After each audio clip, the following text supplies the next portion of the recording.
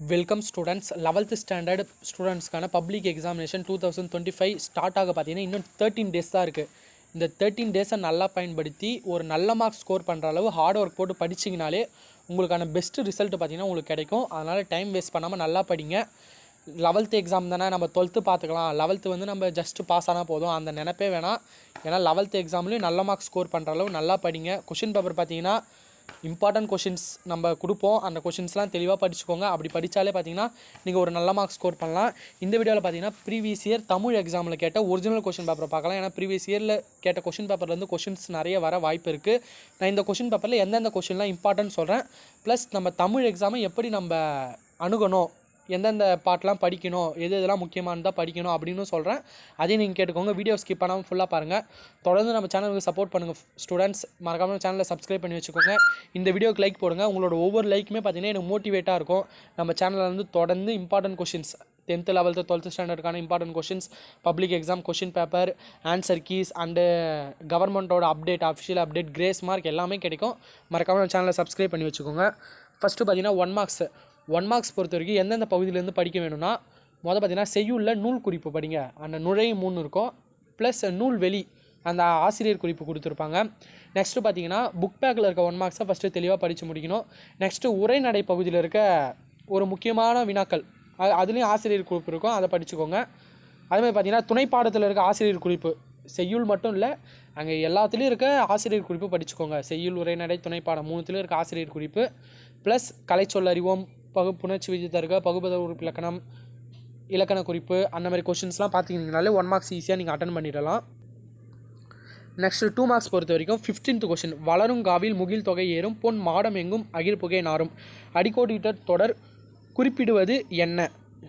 அப்புறமேட்டு படைக்கு பாதுகாப்பாக இருப்பவை அவை, இது இம்பார்ட்டன்ட் கொஷின்ப்பா. 17th அகநானூறு எத்தனை பிரிவுகளை கொண்டது, அவை யாவை? இது பார்த்தீங்கன்னா ஜென்ரல் கொஷின். அகநானூறு, புறநானூறு உங்களுக்கு சிலபஸில் உங்கள் போர்ஷன்ஸில் எந்தெந்த பாடல், எந்தெந்த செய்யுள் இருக்கோ அந்த செய்யுளில் இந்தமாரி கேள்வி கேட்க வாய்ப்பு இருக்குது. 18வது கொஷின், ஒழுக்கமும் பொறையும் உனைப்போல் யார் குழி, வடி எதனை குறிப்பிடுகிறது? இது ஈஸியான கொஷின், தென் இம்பார்ட்டன்ட் கொஷின். உங்களுக்கு தமிழ் பொறுத்த வரைக்கும் கன்ஃபார்ம் புக் பேக்கில் இருந்து தான் நிறைய கேள்வி வரும். உங்களை இன்னர்லாம் போட்டு ட்விஸ்ட் பண்ண மாட்டாங்க. இன்னர் ட்விஸ்ட் பண்ணாங்கன்னா இந்த பிரிவு 2 தான் கேட்பாங்க. உரைநடை பகுதியிலிருந்து மட்டும்தான் இன்னர் கொஷின்ஸ் வர வாய்ப்பு இருக்குது. அதுவும் பார்த்திங்கன்னா ஒரு சில கொஷின்ஸ் தான் வரும். 19th கொஷின் பார்த்தீங்கன்னா பேச்சு மொழி எழுத்து மொழியை காட்டிலும் உணர்ச்சி வெளிப்பாட்டு சக்தி மிக்கது ஏன்? இம்பார்ட்டன்ட் கொஷின்ப்பா. தட்சிண மேரு குறிப்பு வரைக. 21 சங்க காலத்தில் தமிழ் மொழியின் நிலையை பற்றி ராசமாணிக்கனார் கூற்று யாதுன்னு கேட்டிருக்காங்க. இது இம்பார்ட்டன்ட் கொஷின்.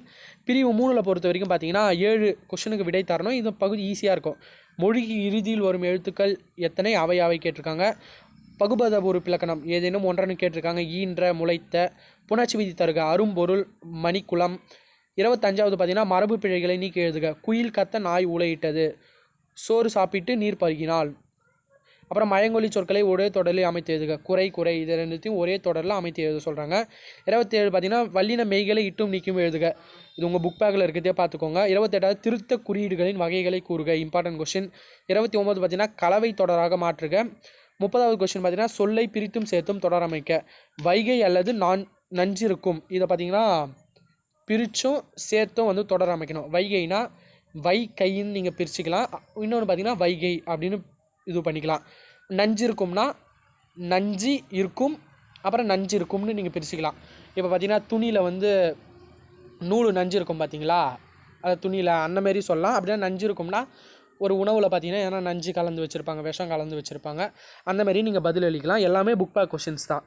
பகுதி 3 பிரிவு 1ல் பார்த்தீங்கன்னா நூல் ஒன்றின் முகவரியில் இடம்பெற வேண்டுமானாக நன்னூல் எவற்றை குறிப்பிடுகிறது? Important question. உயர் தமிழை உயிரென்று போற்றும் மீன்கள், இடம் சுற்றி பொருள் விளக்கம் தருக. Important question. நாச்சற்று விளக்கு மேல் வாராமுன் நல்வினை மேற்சென்று செய்யப்படும், அழகீட்டு வாய்ப்பாடு கூறுக. வாய்க்காலின் சிறப்புகளாக மனோன்மணியம் குறிப்பிடவினை அவை. இம்பார்ட்டன்ட் கொஷின்ப்பா. பிரிவு 2 பொறுத்த வரைக்கும் ஆனந்தரங்கனின் வருணை திறனுக்கு ஒரு எடுத்துக்காட்டு தருக. Important question. 5 வேளாண்மை மந்திரங்கள் யாவை? இது ஈஸியான கொஷின். இதெல்லாம் இன்னர் சைடு கொஷின் பார்த்துக்கோங்க. தமிழ் இலக்கியங்களில் கல்வி குறித்து நீங்கள் அறிந்த செய்திகளை அட்டவணைப்படுத்துக. கொற்கை வஞ்சி தொண்டி வளாகம் பற்றி நீவிர அறிந்தவனே அவை. இது புக் பேக் கொஷின், இந்த புக்கு இன்சைடு கொஷின். இந்த கொஷின் பார்த்தீங்கன்னா ஃபஸ்ட்டு ஒரு 3 லெசன்லேருந்து கேட்டக்கூடிய கொஷின். அதனால் கொஷின்ஸை பார்த்தீங்கன்னா உரைநடை பகுதியிலிருந்து தான் வந்து இன்சைடு கேட்பாங்க. பிரிவு 3 பொறுத்த வரைக்கும் அணிலாம் பார்த்துக்கோங்க. சொற்பொருள் பின்வரும் நிலை அணி, அப்புறம் பார்த்தீங்கன்னா இலக்கிய நயம் பாராட்டுக. மைய கருத்து தான் கேட்பாங்க. உங்களுக்கு திரண்ட கருத்து கேட்கலனாலும் மைய கருத்தோட ஒரு 3 நேம் கேட்பாங்க. அது எப்படின்னு நீங்கள் பார்த்து வச்சுக்கோங்க. அப்புறம் பழமொழியை வாழ்க்கை நிகழ்வுகளோடு ஒப்பிட்டு எழுதுக. நான் பேப்பர் ப்ரெசன்டேஷன் வீடியோ கொடுக்குறேன், அதில் எப்படி எழுதணும்னு சொல்கிறேன், அதை நீங்கள் பார்த்துக்கினாலே போதும். அதுக்கப்புறம் பார்த்தீங்கன்னா 43 தமிழாக்கம் தருக. இந்த மாரி கேட்டலாம், அப்படின்னா உங்களுக்கு ஒரு பேராகிராஃபாக கொடுத்து கூட கேட்கலாம், அதையும் பார்த்துக்கோங்க. நெக்ஸ்ட்டு பார்த்தீங்கன்னா 316 மார்க்ஸ் அட்டன் பண்ணோம். காலம் அறிதல் என்னும் அதிகாரத்தில் வள்ளுவர் கூறும் கருத்துக்களை தொகுத்து எழுதுக. நடராசன் தனிமொழிகளிலிருந்து நீங்கள் அறியும் கருத்துக்களை எழுதுக. நீங்கள் மொழியை வெளிப்படுத்தும் நிலையில் பேச்சு மொழியும் எழுத்து மொழியும் எவ்வாறு உணர்கிறீர்கள் என்பதை விளக்கவும். நாம் வாழ்ந்த காலகட்டத்தின் நாகரிக புதையலாக நாட்குறிப்பை பயன்படுத்தியவர் ஆனந்தரங்கர் என்பதை நிறுவுக. நீங்கள் டீட்டெயில் கொஷின் இந்த 6 மார்க் கொஷின் அட்டன் பண்ணுறதாலே குறிப்பு சட்டகம் போட்டு முன்னுரை முடிவு போட்டு எழுத பாருங்கள். யானை டாக்டர் அந்த கதை, அப்படின்னா சிம்போனி தமிழனும் ஆஸ்கர் தமிழும் இசைக்கு ஆற்றிய பணிகளை எழுத சொல்லியிருக்காங்க. அப்புறம் சிற்றூரும் வரப்பெடுத்த மனப்பாட பகுதி பார்த்திங்கன்னா மேக்ஸிமம் எல்லா மனப்பாட பகுதியும் கவர் பண்ணுறது தான் வந்து பார்த்திங்கன்னா பெஸ்ட்டு. ஏன்னா எந்த மனப்பாட பகுதி வேணால் கேட்கலாம். இம்பார்ட்டண்ட்டாக எது கேட்பாங்கன்னா நான் இம்பார்ட்டன்ட் கொஷனில் கொடுக்குறேன். உலகு என முடியும் குறள். அப்போ குறளில் பார்த்தீங்கன்னா உங்கள் ஃப்ரெண்ட்ஸுக்கிட்ட ஸ்டார்டிங்கில் சொல்லி பாருங்கள். அவங்க முடிகிற அந்த வேர்டை கேட்டு நீங்கள் அதை உங்களால் சொல்ல முடியுதான்னு பயிற்சி எடுத்துக்கோங்க. அவங்களுக்கு ரொம்ப யூஸ்ஃபுல்லாக இருக்கும். ஓகே ஸ்டூடெண்ட்ஸ், மறக்காமல் சேனலை சப்ஸ்கிரைப் பண்ணி வச்சுக்கோங்க. தேங்க்யூ.